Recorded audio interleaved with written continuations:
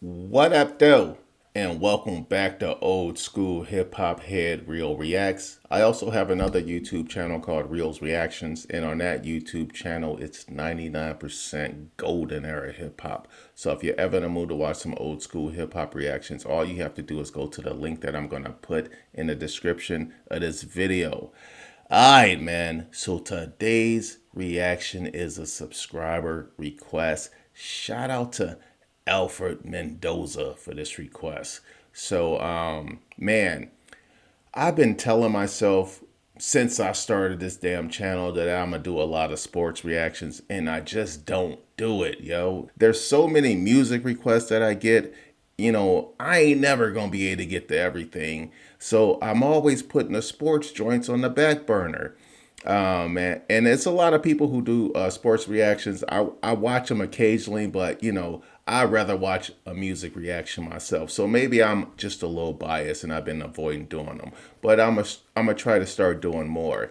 So this should be my first football reaction on this channel. And yo, if we doing football, NFL, we gotta start with the fucking GOAT. You know what I mean? The GOAT, no matter the position, you know what I'm saying? Lawrence Taylor is hands down the greatest NFL football player in the history of fucking football. He was a video game, you know what I'm saying? He just did amazing shit. And I picked this one as my first reaction, not only because it was requested, but I actually went to this fucking game. I was at this game. I was in attendance. I think in the description it says this is 1982. But if y'all don't, if that date's not right, or if you want to check it yourself, you can just Google the Detroit Lions versus the New York Giants Thanksgiving Day game. Lawrence Taylor returns touchdown. You know what I'm saying? So I woke up one morning, Thanksgiving morning, actually. And I don't know if I said something, I probably did because Lawrence Taylor was my favorite player. I don't know if it was me or my father, but anyway, we end up going to the fucking game. Just me and him. He ain't had no tickets. We got scalp tickets at the Silverdome, right? So we in the stands. Nigga, I had the actual football program until I was like 30 years old, yo. And I was born in 74. This game took place in 81 or 82. So I had that fucking program my whole life. And then I just lost it when I moved to Miami, I think. I don't know. But anyway, I had a program and shit, eating the shit from the concession stands. And the game was whack. Like, I don't remember it being a high scoring game at all. All I remember from this fucking game is fucking Lawrence Taylor getting an interception on like the 1 yard line, a goal line, or a step in the end zone, something right around there. You know what I'm saying? And that got ghost for a touchdown. That went 99 to 101 yards for a pick six, and that was a walk off. You know what I'm saying? Because it was a walk. I don't know if that's when the game ended, but I know that's when my father got up and said, "Let's go."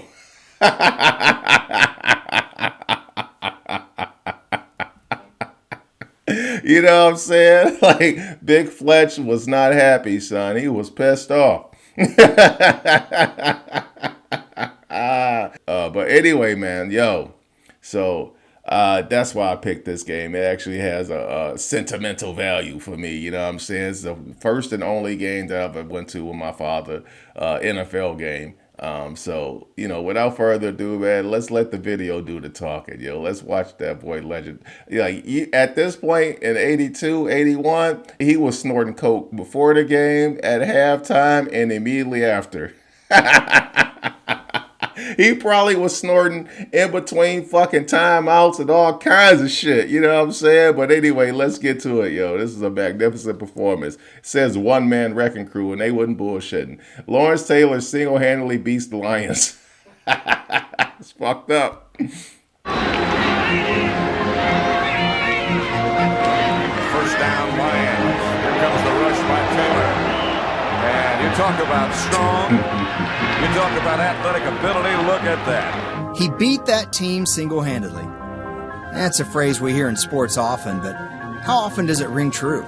In basketball or baseball, sometimes a Hall of Fame player can directly produce the outcome, be it the Michael Jordan flu game, or take your pick of any of Clayton Kershaw's catalog. But in the NFL, with 22 players on the field at one time, call it almost impossible for any player to single-handedly beat a team. And yet it did happen in a Thanksgiving matchup between the Giants and Lions. From a quarterback, right? No. How about a star running back? No. How about the greatest linebacker to ever play the game? Check. What Lawrence Taylor did to the Lions that day was absurd. And like Jordan's infamous Game 5 of the NBA Finals, unable to start, LT pulled it off as a shadow of himself. I didn't remember Lawrence that. Taylor, unable to play today, an all-NFL selection last year, Rookie of the Year, and almost every situation. At 0 Oh, so this is only his second season. Year and almost every situation. At 0-3, New York desperately needed the win at Detroit in this strike-shortened 9-game season to even have a chance of making the playoffs. Taylor, however, was donning a knee brace after getting hurt the previous week against the Redskins and was not expected to start. Lawrence Taylor has entered the defensive late in the lineup second quarter. for the Giants. Okay, so he did all his damage from in a half and probably a quarter of a quarter. Start. Lawrence Taylor has entered the defensive lineup for the Giants. The second half was the stuff of legend. First down, 33. Scott in motion. A half. Danielson under pressure. Pass picked off by Harry Carson, and he was almost gone for the Giants. I'll tell you who caused that, though, Pat. Lawrence Taylor did. Lawrence Taylor, watch this. He comes. You know what this tells me? It tells me he probably tried to rehab all week. The day of the game came. He went out there, went through his pregame workout. It didn't look good. It didn't feel good. As the game went on, he's such a fucking maniac. The coke was probably kicking in. So in addition to the coke kicking in, or the second bump that he took at halftime, they definitely gave it a Toradol shot. You know what I'm saying? And that felt like Superman. So not only is on cocaine that gives him superhuman powers, but then he takes the Toradol shot where he can't feel pain. This real life fucking superhero out here, you know what I'm saying? Or in this case, a fucking villain. On a great pass rush. Watch, he's right here on the left-hand side of the screen. So watch him here now. He's going to run over the tackle, ball to Schuyler. Now watch, he's hitting Danielson just as he's throwing it, and that made him throw the interception to Harry Carson. That's 15 yards today, by the way. Unfortunately, the Giants' offense couldn't muster anything with the short field, settling for a Joe Danella field goal to make it 6-3. On the ensuing possession, Detroit decided to stay away from LT by leaning on star running back Billy Sims. Bad idea. Damn. Billy Sims over left Damn, side. he fumbled. Giants think they have the football. They do have the football. Someone hit him from the outside. It was Lawrence Taylor. Let's watch Taylor. He comes across, he works inside. See, he hit Sims from the outside and knocked the ball right out. Once again, the Giants' attack was stuck in cement, wasting the golden field position by kicking it through the yellow uprights. At least the Lions avoided a turnover on the following drive, which against Taylor on this day could be considered a moral victory. Since he's come in the second quarter, he has really made his presence felt. Watch this. Blockers don't bother him. The guard's out on him, right through the guard. Grab Danielson. That's enough for that. Whap! There you go, right on the ground. Put another way, the Lions simply couldn't neutralize the best player on the field. Unfortunately, didn't matter because New York's offense couldn't get out of neutral. Damn. So in the fourth quarter, Taylor took matters into his own hands. Literally. With the game still tied at 6 apiece, Detroit finally put together a drive on the Giants' defense. On 3rd and goal from the 4, Taylor's responsibility would be Horace King leaking out of the backfield. And if New York's defense tightened, they'd force the Lions to settle for another field goal in merely a 3-point lead. The story of the demise of the defense, perhaps. Danielson looking outside. Picked off by Lawrence Taylor. Lawrence Taylor down the sideline. It's about right here when my father was saying, let's go.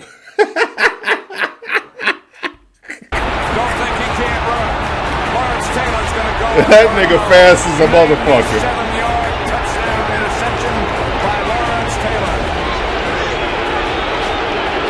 Taylor. That was the game winner. LT forced 3 turnovers, which directly accounted for all of the Giants' 13 points. All of which was enough to keep New York in the playoff race for another day. but it was not to be. Despite Taylor's Herculean efforts, the Giants finished 4-5 and out of the playoffs. The disappointing campaign was a factor in head coach Ray Perkins leaving the organization to coach at Alabama, which opened up the job for Taylor's relatively unknown defensive coordinator, some guy named Bill Parcells. LT would earn his second straight Defensive Player of the Year award in only his second season. That's no players crazy. accomplished that feat.